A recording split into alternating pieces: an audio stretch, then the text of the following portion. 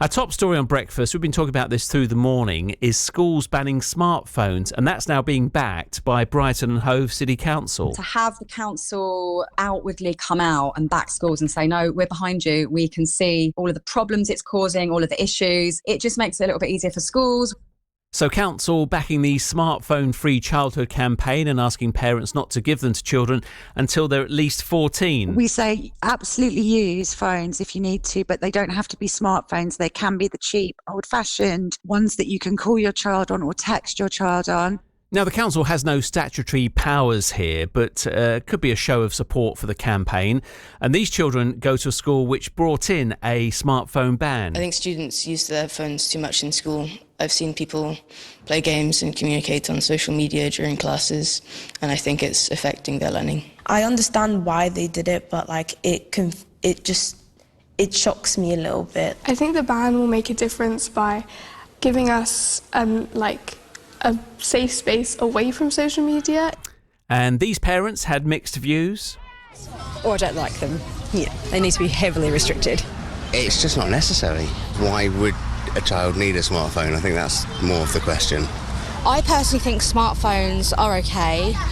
On the way to school or home from school, ideally with iPhones and Samsungs, you can do Find My Friend. If your child's not answering and they've got their location on, you can see where they are.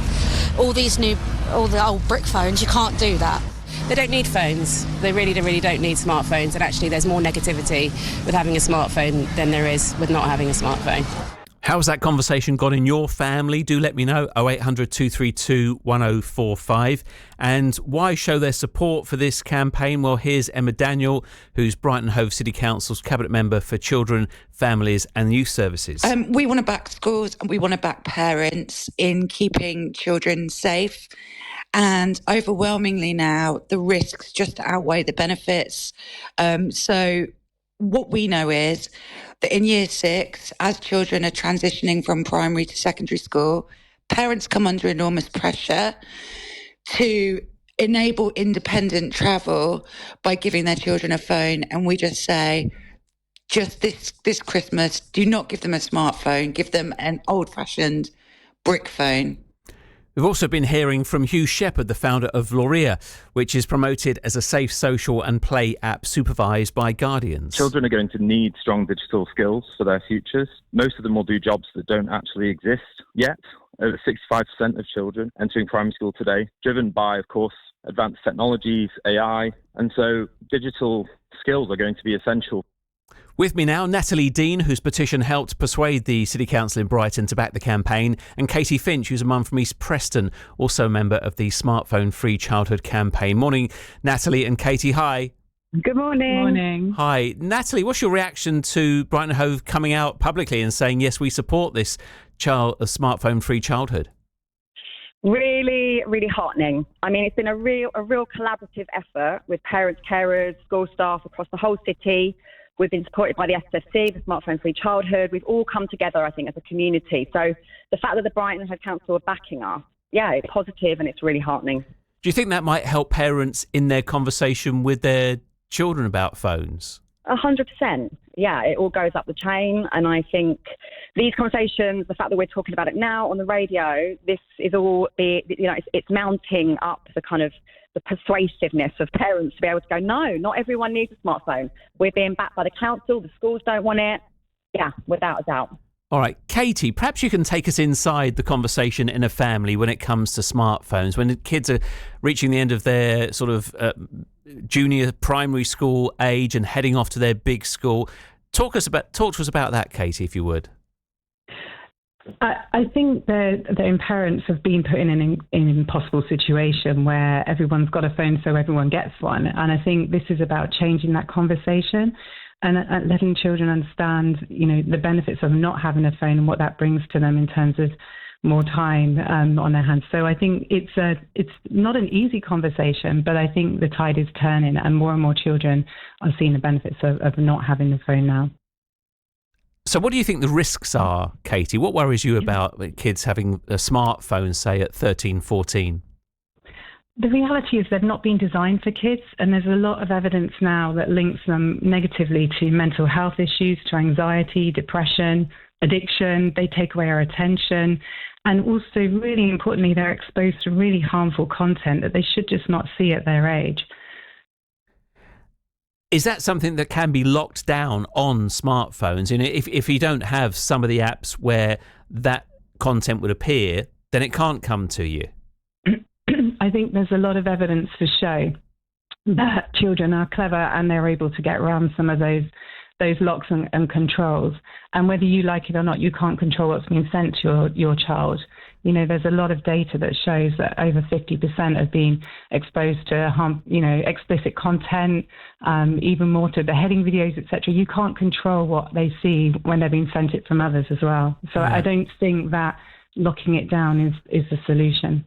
Natalie, is there a possibility that some children could be perhaps excluded from friendship groups? Because there's your personal ones at the school, but also, and let's face it, in our lives, lots of our conversations with more than one person are in group chats on something like WhatsApp, for instance.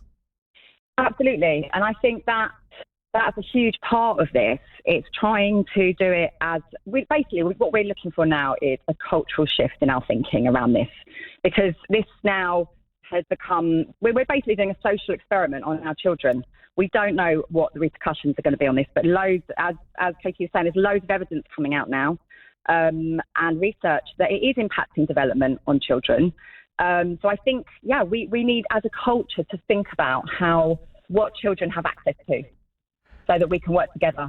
Yeah, because, I mean, lots of people listening now wouldn't have had that conundrum. I was thinking about myself, when I was 12, 13, 14, you give me the kind of phone I've got today, and I think that's all my Christmases in one, because it's so versatile, it's so useful, it's omnipresent in your life, isn't it? How do you think you'd have coped, Natalie, if you'd had one at that age? Well, I think the point is a lot of children aren't coping because it's another layer of anxiety for them, they're very, very, obviously at that age, very, very vulnerable. Their social status is really, really important. So what their friends are saying about them, how they are looking online, how they're presenting online, all of that stuff is open for criticism, where it wasn't before. Yeah. And, when I got my first smartphone, I'd probably had, 45 years of worth of experience on the planet. I'm not a young teenager, am I, Katie?